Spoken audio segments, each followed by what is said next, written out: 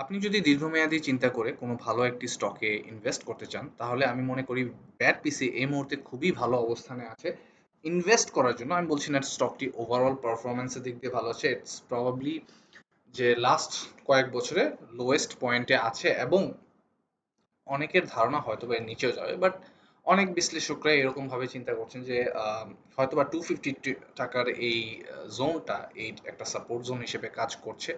সোফার এর থেকে নিচে যাবে এরকম অনেকেই মনে করছে না, নিচে যেতেও পারে। আমাদের মার্কেটের আসলে প্রিডিকশন করাটা খুব ডিফিকাল্ট।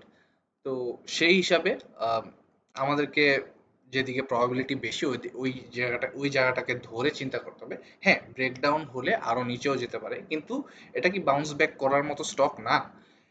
অবশ্যই এটা একটা ভালো বাউন্স ব্যাক করার মতো স্টক, এবং যে পরিস্থিতিতে এখন আছে সেখান থেকে যদি জাম্প ব্যাক করে তাহলে অনেক ভালো প্রফিট দিতে পারে। ইভেন প্রবাবলি 1-2 বছরে হয়তো বা ডাবলও করে দিতে পারে। সেটা আমাদেরকে দেখতে হবে এর ইপিএস এর উপর। আজকে আমরা এই স্টকটি নিয়ে একটু ডিপলি কথা বলার চেষ্টা করব যে আসলে কি হচ্ছে এখানে, এবং আহ, এখান থেকে আসলে প্রফিট করার অপরচুনিটি কত, এবং কি পরিমাণ সময় ধরে আমাদেরকে আসলে ওয়েট করতে হবে একটা ভালো প্রফিট থেকে বের করে আনার জন্য। অ্যান্ড অবশ্যই এটা একটি দীর্ঘমেয়াদী ইনভেস্টমেন্ট। ট্রেডিং এর জন্য আপাতত এই স্টকটি রেকমেন্ডেড না। আমরা শুরুতেই আমাদের ডিসক্লেমারটা দেখে নিব।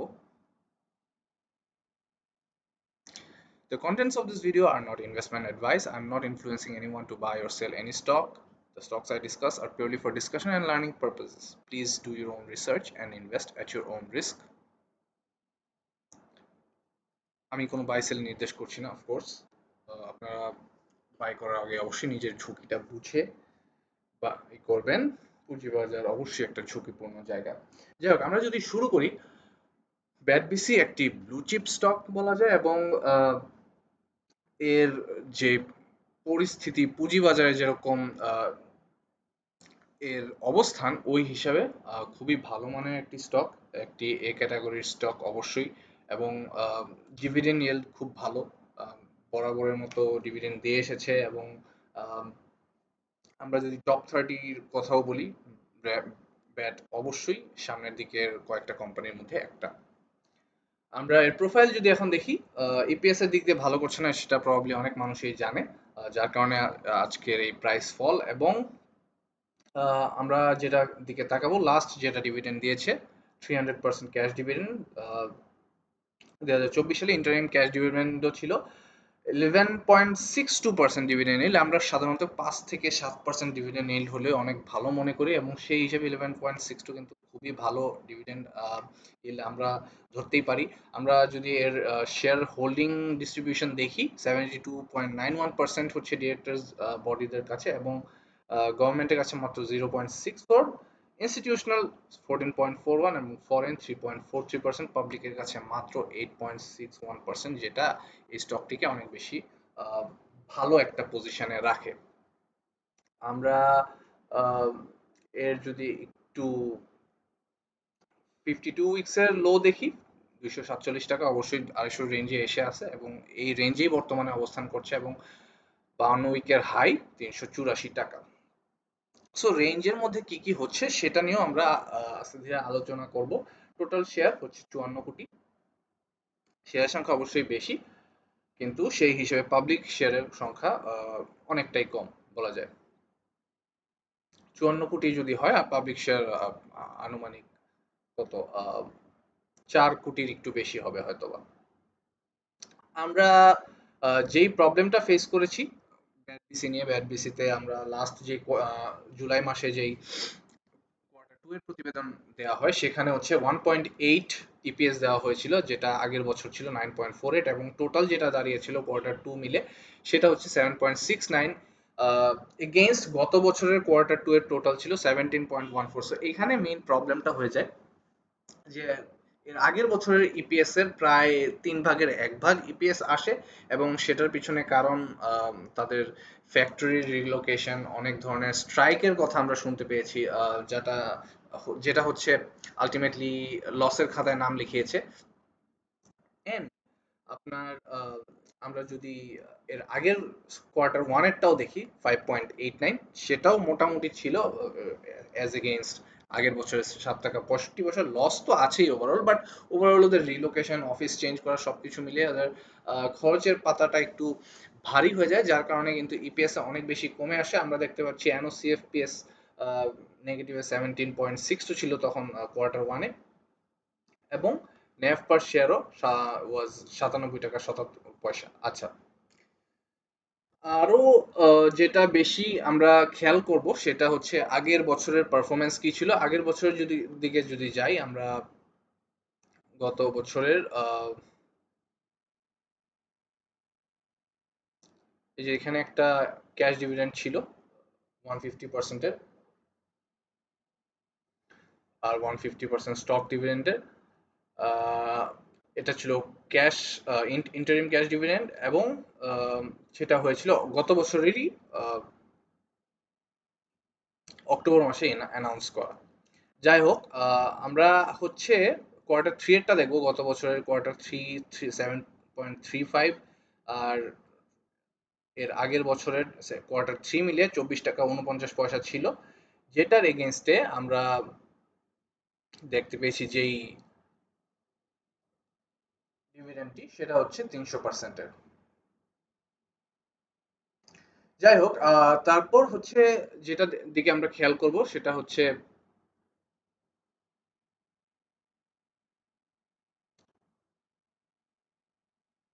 এখানে কোয়ার্টার টুতে ছিল 9.48, যেটা নিয়ে আমরা বেশি চিন্তিত, যে লাস্ট কোয়ার্টার টুতে যেটা হয়েছিল সেটা আসছিল আই থিঙ্ক অনেক কম। টোটালে এসেছিল 7 টাকা, এমনি 1 টাকা সামথিং ছিল। আর কোয়ার্টার টু এর যে টোটালটা ছিল তো সেটা ছিল 17.4, যেখানে 7 পয়েন্ট সামথিং এসেছিল এই বছরের কোয়ার্টার টু। সো ওভারঅল এই কোম্পানির অবস্থান, আমি যেটা বলার চেষ্টা করছি যে বাই দ্য টাইমলাইন যদি আমরা দেখি, সবসময় কোম্পানিটি ভালো অবস্থানে ছিল। আই থিঙ্ক ওদের সেলসের অ্যারাউন্ড 70-80% হচ্ছে ট্যাক্স দেওয়া হয় বাংলাদেশ সরকারকে। অ্যান্ড সিগারেট খাওয়া আসলে খুব তাড়াতাড়ি মানুষের মধ্যে কমে যাচ্ছে না। আহ, এটা আমি বলতেছি না যে এটার সাথে স্টক মার্কেটের কোনো রিলেশন আছে, কিন্তু ওভারঅল ব্যাড বিসি অ্যাজ এ কোম্পানি অনেক স্ট্রং একটি কোম্পানি, এবং পুঁজিবাজারের অবস্থান এখন যে জায়গায় আছে সেটা আসলেই দুঃখজনক।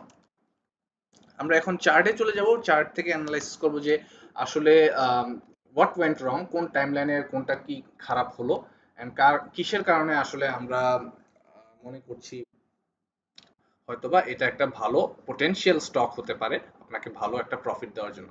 সো যে প্রবলেমটা হয়েছিল 2025-এর মে মাসে, তো একটা বড় ধরনের ধস ম্যাক্সিমাম কোম্পানির হয়, এবং সেখান থেকে রিকভার করা স্টার্টও করে। এই জায়গাটাকে আমি একটা সময়ের একুমুলেশন জোন হিসেবে দেখছিলাম। এখানে শেয়ার কালেক্ট করা হচ্ছিল, শেয়ার কালেক্ট করা হচ্ছিল, এবং এখানে যখন হচ্ছে ঠিক কোয়ার্টার টু এর প্রতিবেদন স্টার্ট হওয়ার আগে দিয়ে এখানে একটা বড় রাইজ আমরা দেখতে পেয়েছিলাম, যেটা আসলে উঠে কত হয় 338 টাকা পর্যন্ত যায়, এবং কোয়ার্টার টু এর এই প্রতিবেদনে যখন নেগেটিভ নিউজটা আসে তার থেকে একটা বিশাল ড্রপ করে কিন্তু কমতে কমতে আবারও যে মে মেয়ের লাস্টের দিকে যে একটা বটম ক্রিয়েট করছিল সেই বটমের প্রাইসের কাছাকাছি এসে পড়ে, এবং এইখানে থাকা অবস্থায় অনেকে বলছিল যে 250 টাকা পর্যন্ত আসবে, এবং 250 টাকা পর্যন্ত ফাইনালি এসেছে। রিসেন্ট যেই ধস হয়েছে শেয়ার মার্কেটের, সেই ধসের সাথে পাল্লা দিয়ে কিন্তু ব্যাড বেসি স্টকটাও অনেক দাম হারিয়ে এই পর্যন্ত নিয়ে এসেছে, এবং আমি মনে করি এখন এখান থেকে আর নিচে যাওয়া উচিত না। অ্যাটলিস্ট আমরা যদি কয়েক বছরের কথা দেখি, এখানে লাস্ট 2024 আছে, 2024-2020 সালেও আমাদের লোয়েস্ট প্রাইস ছিল 302 টাকা, সেখানে ড্রপ করা হয়েছিল 274 টাকা পর্যন্ত। আমাদেরকে যদি 250-250 টাকার রেঞ্জে যেতে হয়, আরো অনেক পিছনে যেতে হবে, সেটা হবে এই রেঞ্জে ছিল 2014 সালের জুলাই মাস, যে টাইমে হচ্ছে এই প্রাইসে লাস্ট দেখা গিয়েছিল। সো মোটামুটি 10 বছরেরও মতো সময়ে, 10 বছরেরও বেশি সময়ে এই স্টকটি কিন্তু এখন একটা লোয়েস্ট প্রাইস রেঞ্জে আছে এবং অবশ্যই 10 বছরে যে পরিমাণ টাকার মূল্য হারিয়েছে সেটার সাথে যদি আপনি তুলনা করেন, মোটেও এই স্টকটির প্রাইস এখানে থাকার মতো না। অ্যান্ড মানুষের প্যানিক সেল এবং ভালো স্টককে না চেনার একটা প্রবণতা, ট্রেডিং করার প্রবণতা, আহ, ভালো স্টকে ইনভেস্ট না করে আজে বাজে যত জাঙ্ক শেয়ার আছে যেগুলা জেড ক্যাটাগরি শেয়ার, এগুলোর প্রতি আমাদের সবসময় একটা আকর্ষণ ছিল, কারণ আমাদের পুঁজিবাজার আসলে ট্রেডারের সংখ্যা অনেক বেশি, যার কারণে আহ, পুঁজিবাজারে আসলে এই মুহূর্তে টিকে থাকা ট্রেডারদের পক্ষে অনেকটা কঠিন হয়ে গেছে। এবং যেরকম সিচুয়েশন, যেরকম অস্থিতিশীলতা পুঁজিবাজারে, আমাদের মার্কেট আসলে টিকে থাকতে হলে আপনাকে অবশ্যই লং টার্মে চিন্তা করতে হবে। এবং লং টার্ম চিন্তা মানেই হচ্ছে এরকম ব্যাট বিসির মতো এ ক্যাটাগরির ভালো ভালো স্টকগুলা আপনার যদি আপনি একটু খোঁজ নিয়ে দেখেন যে ট্রেডাররা এখন কি অবস্থা আছে, অবশ্যই আপনি আহ, ক্ষুদ্র বিনিয়োগকারীরা অ্যাটলিস্ট ট্রেডার যারা, তাদের দেখবেন কেউই ভালো অবস্থায় নেই, কেউই তাদের পোর্টফোলিও নিয়ে খুশি না, তারা লসের বোঝাই বেশি টানছে। যারা একটু ধরেন 2 বছর আগেও ইনভেস্ট করে রেখেছিল, তাদের কিন্তু ম্যাক্সিমামই এখন অনেকখানি লসে আছে। এবং আমাদের যে ইন্ডেক্সের ফল যেরকম বটম আবারও একটি ক্রিয়েট করছে, সেই হিসাবে কিন্তু এখানে একটা সবার জন্যই ওভারঅল একটা ভালো এন্ট্রি পয়েন্ট হতে পারে। ব্যাট বিসি যেভাবে আমাদের প্রাইস ফল করে এমন একটা বটমে এসেছে যেটাকে আমরা কনসিডার করতে পারি আপাতত একটা সাপোর্ট জোন হিসেবে। 255 টাকার এদিকে যে আমি একটা সাপোর্ট এঁকে রেখেছি, সেটাকে আমরা একটা মোটামুটি সাপোর্ট ধরতে পারি। যদি এই সাপোর্টটা ব্রেকডাউন না দেয়, অবশ্যই এটা নোট করুন, ব্রেকডাউন দিতেই পারে। পুঁজিবাজারে যেরকম সিচুয়েশন, ব্রেকডাউন যেতেই পারে, বাট এর থেকে ব্রেকডাউন দিয়ে যে আবার এই জায়গায় আসবে না, সেটা বলাটা ইজিয়ার।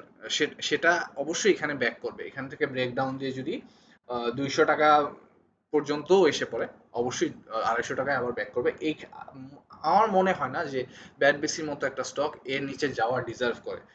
যদি চলে যায় সেটা খুবই দুঃখজনক ব্যাপার হবে, কিন্তু আপনি যদি ডাউন দ্য লাইন 6 মাসের বেশি চিন্তা করেন, 1 বছর চিন্তা করেন, 2 বছর চিন্তা করেন, অবশ্যই এই স্টকটি 500 টাকা পর্যন্ত যাওয়ার একটা এবিলিটি রাখে। 500 টাকা পর্যন্ত যাওয়া কোনো ব্যাপারই না, কারণ এই স্টকটি গত বছরও ঠিক অগস্ট মাসেও 500 টাকার কাছাকাছি, সরি অগস্ট মাস না, এটা হবে হচ্ছে আহ, মার্চ মাস, 24 সালের মার্চ মাসেও 500 টাকার কাছাকাছি ছিল।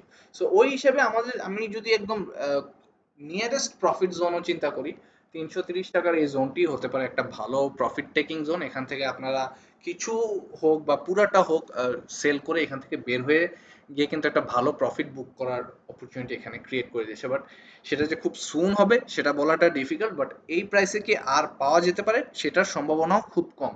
কারণ হচ্ছে যেসব লস টানা হয়েছে ফ্যাক্টরি চেঞ্জের কারণে, যেসব বড় বড় কস্ট ছিল, এগুলো কিন্তু মোস্টলি ওয়ান টাইম কস্ট।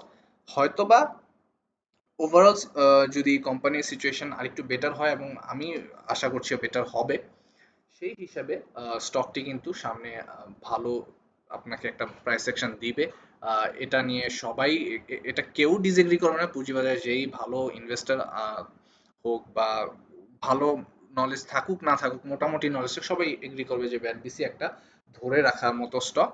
এটা ট্রেডিং স্টক না অবশ্যই, কিন্তু আপনাকে লং টার্মে বেনিফিট মাস্ট বি দিবে। অ্যান্ড ইনফ্লেশন কাটানোর এর থেকে বেটার কোনো স্টক এই মুহূর্তে আমার কাছে আছে বলে মনে হয় না। যে পরিমাণ আমাদের পুঁজিবাজারের ধ্বংসাবস্থা আছে, সের মধ্যে it can be a hidden gem. যাই হোক, আমরা সিচুয়েশন এমন হয়ে গিয়েছে যে আসলে কোন স্টক নিয়ে আমরা পুরোপুরি নিশ্চয়তা দিতে পারছি না। আমিও আপনাকে এই স্টক নিয়ে কোনো নিশ্চয়তা দিচ্ছি না যে আপনি এটা বাই করুন। বাট আমি ডিসকাশনের জন্য একটা ভালো এক্সাম্পল সেট করার জন্য যে কোন স্টকগুলা ভালো হতে পারে, আমি যে এত বলি আমার ভিডিওগুলোতে কেন আপনারা এই ক্যাটাগরির ভালো ফান্ডামেন্টাল ভ্যালুর স্টকে ইনভেস্ট করছে না, সেটার একটা ভালো এক্সাম্পল আমার দেওয়া লাগতো। সেটার জন্য ব্যাট বিসিকে আমি আজকে প্রেজেন্ট করতেছি। এবং যেই যেরকম লুক্রেটিভ প্রাইসে এখন ব্যাট বিসি পাওয়া যাচ্ছে, এটা আম, আবার কবে পাওয়া যাবে সেটা আমি জানি না। আমি নিজের হোল্ডিংয়ে রেখেছি, এটা ডিফারেন্ট কথা, কিন্তু আমি এই জন্য বলছি না যে আমার নিজের হোল্ডিং আছে। অনেক মানুষ এখানে সাপোর্ট জোন ধরে, এই জায়গাটাকে সাপোর্ট জোন ধরে এখানে অনেক মানুষ বাই করেছেন এবং 320 টাকায় আমি ম্যাক্সিমাম যাদের সাথেই কথা হয় ব্যাট আছে তারা ম্যাক্সিমাম 300 প্লাসে আছে এবং সবাই এটা মনে করে যে এখান থেকে বাউন্স ব্যাক করে যাবে, কেউ কিন্তু ওইভাবে ছেড়ে দিচ্ছেন না, কারণ এটা ধরে রাখার মতো স্টক। খারাপ সময় ছেড়ে দিলে এটা আসলে আপনার ট্রেডিং ক্যাটাগরি বা ট্রেডিং ক্যারেক্টারাইজেশনের ভিতরে বেশি পড়ে যায়। যাই হোক, আমি ব্যাট বেসি নিয়ে অনেক কথা বলেছি, এর কারণ আমি ব্যাট বেসি নিয়ে আপাতত অনেক আশাবাদী। হয়তোবা রিসেন্ট খুব তাড়াতাড়ি প্রফিট করার জন্য একটি ভালো স্টক নয়, বাট আপনি যদি আপনার টাকাকে সেফ রাখতে চান এরকম অনেক স্টকের মধ্যে এটি অন্যতম। আশা করি আপনাদের যদি ব্যাট বেসি নিয়ে কোনো কনফিউশন থাকে বা আপনাদের যদি কোনো ইনফরমেশন মনে হয় যে আমি ভুল দিয়েছি, অবশ্যই সেটা কমেন্ট সেকশনে জানাবেন। অবশ্যই কোম্পানির অবস্থা নিয়ে যদি আপনার কাছে আরেকটু ভালো কোনো ইনফরমেশন থাকে সেটাও জানাতে পারেন। মতামত দিতে পারেন যে ব্যাট বেসির মতো এরকম আর কি কি এ ক্যাটাগরির স্টক আছে যেগুলা নিয়ে আমরা ডিসকাস করতে পারি, বা আপনারাও আপনাদের অপিনিয়ন দিতে পারেন যে কোন স্টকগুলা আসলে সামনে ভালো করবে। অবশ্যই এই ক্যাটাগরির এরকম blue chip stock, blue chip হতে পারে, নট নেসেসারি, বাট আপনি কমেন্টে জানাতে পারেন। ভিডিওটি ভালো লেগে থাকলে অবশ্যই সাবস্ক্রাইব করে দিবেন, লাইক দিয়ে দিবেন এবং দেখা হচ্ছে নেক্সট ভিডিওতে, সেখানে আমরা ইন্ডেক্স নিয়েও আলোচনা করব। আজকের জন্য গুড নাইট।